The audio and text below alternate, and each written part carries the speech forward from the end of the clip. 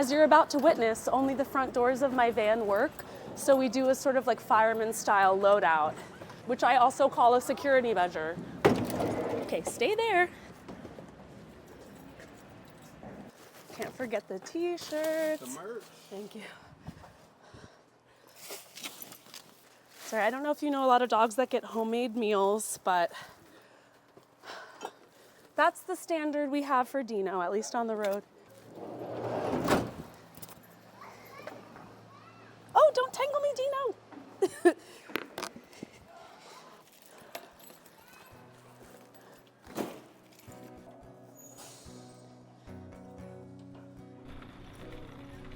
My name is Lizzie No. I have music in the blood via my dad's family. And I started really young, singing in choir, playing violin, playing harp, and then eventually writing my own songs. And the folk path was always the clearest one for me. There's something about the storytelling and the camaraderie and community of folk music that was just my path. What did you think when you heard you were going to be playing at a library? I gasped and I called my mom. Because of our days at the Princeton Library, I was like, Mom, they're letting me play in the big atrium at the library. This is a show where I'm gonna get to share some of the more literary details behind my songs, and that I'm gonna get to play for an all ages audience. So I definitely don't take that for granted. Hey.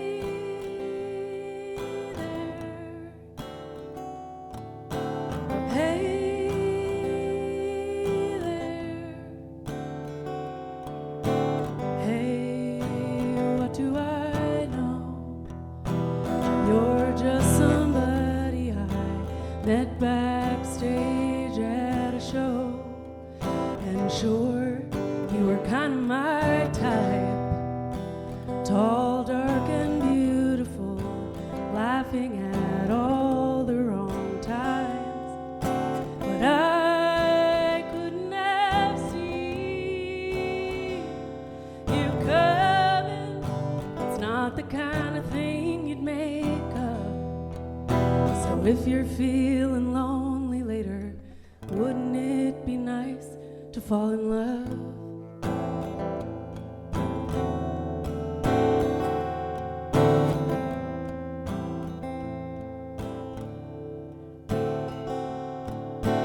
Once in a blue moon, somebody comes along, takes all the breath from the room. And if you keep a cool head, maybe she'll talk to you. Maybe this could be something. But I'll go, I'll leave you alone. If you don't feel it, it's not like you need someone. I'd really like to call you later. And wouldn't it be nice to fall in love?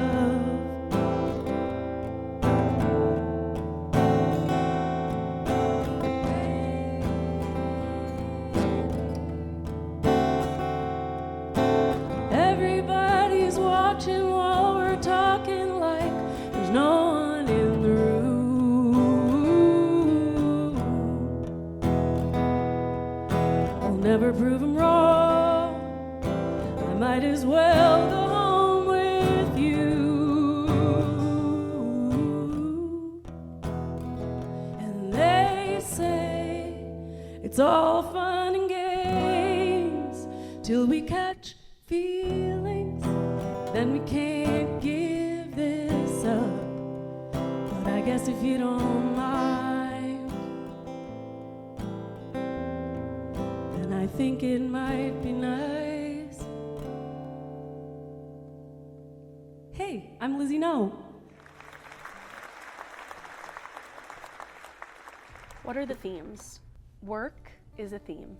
The constant kind of like grind forward from suffering to liberation, from hopelessness to hope. Whatever messy directions that journey takes, that's a big part of my writing. I think as far as like the voice that I write from, it's always just where I'm at the time. So Overall, I feel like I'm telling a story of what it is to be a Black woman in America right now, fully formed, clear-eyed, seeing the world through my perspective and trying to connect it to the people that have come before me. The songs that on my third album, Halvesies, a lot of them have to do with oppression and what that feels like in the mind and body. It wrenched its way out of me, the record. And then to perform it live was this redemptive moment of taking experiences that almost destroyed me and being able to share them with other people and realizing that it was actually super fun. So if I could just like zoom back to one moment of 2024, being on stage at World Cafe in Philadelphia and meeting so many people that were saying, we've been spinning your song in Denver, we've been spinning your song in Washington, we've been spinning your song in Florida, and then being able to play it to a live crowd of people from all over the country that knew the record before they came in, that is impossible to get bored of. Like, oh my God, you listened to the record and you came. Every time I have that moment is huge. And I would say I have an especially close relationship with my audience because for most of my career and right now, I have not had a label. I crowdfund, I play a lot of shows to get that touring income. My income comes from the people who call themselves my fans. And so I take that really seriously. Like, I need to be bringing my best, and I need to also be completely real. That's, I feel like, my job with the audience.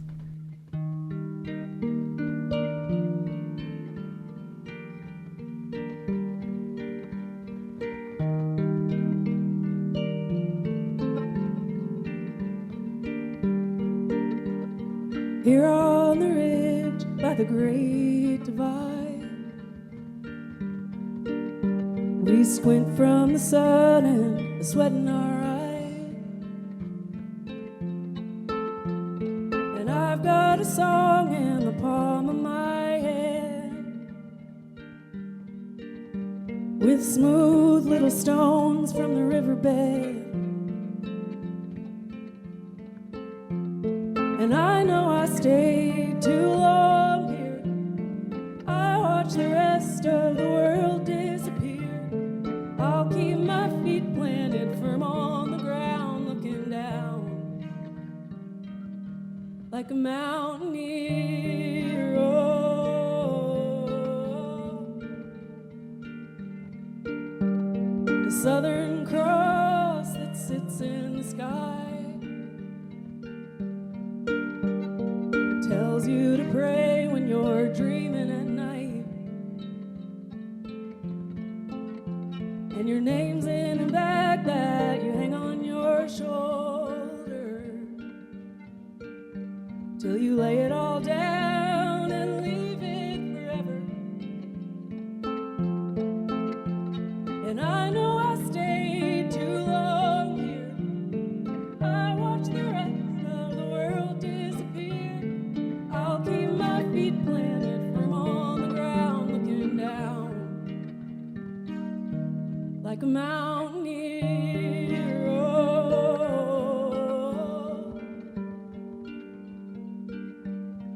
oh.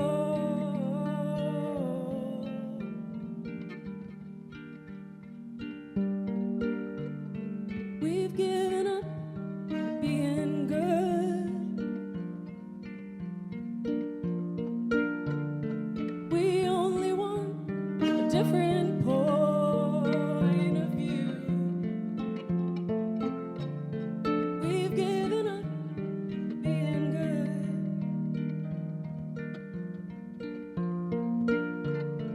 We only want a different point of view. We'll camp in a place where the highway won't find us,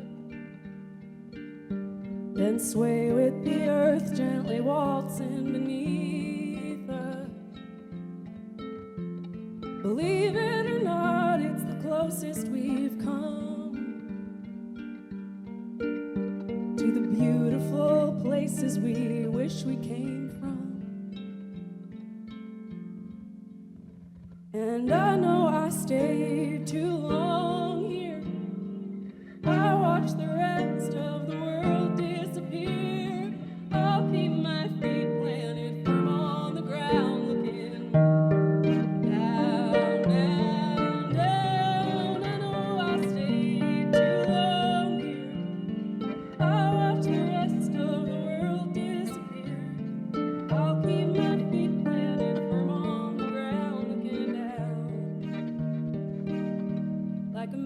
mountaineer.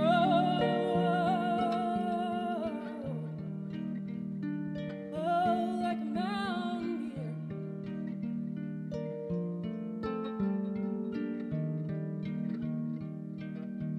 Like a mountaineer. Thank you. My mom took me to the Princeton Public Library every day when I was a toddler, and that was just my safe place. That was my imagination zone. The library is the last free place. Everywhere you go, you have to pay. Other than the library, I can't really think of another place where, when I am flat broke, but want to go out and like be a little social, learn something new, go to a peaceful place, enjoy myself, like the library is there. And I think there are a lot of people who feel that way. The library is a place where everyone's welcome. Jamin said that when I came in. He was like, oh, we're at the library, everyone's welcome here.